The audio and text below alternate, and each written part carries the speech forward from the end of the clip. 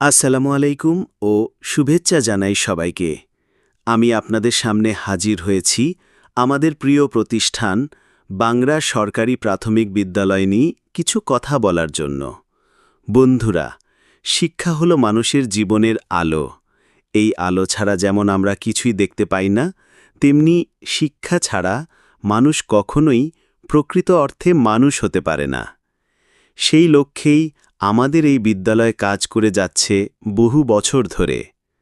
আমাদের স্কুলে বর্তমানে অসংখ্য ছেলেমেয়ে প্রতিদিন পড়াশোনা করছে। তারা শুধু বইয়ের জ্ঞানই অর্জন করছে না, পাশাপাশি নৈতিকতা, শৃঙ্খলা, দেশপ্রেম আর সামাজিক মূল্যবোধ শিখছে।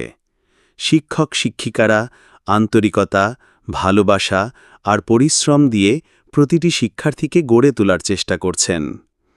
এখানকার ছাত্রছাত্রীরা বিভিন্ন সাংস্কৃতিক কার্যক্রম, ক্রীড়া প্রতিযোগিতা আর সহপাঠ কার্যক্রমে নিয়মিত অংশগ্রহণ করছে।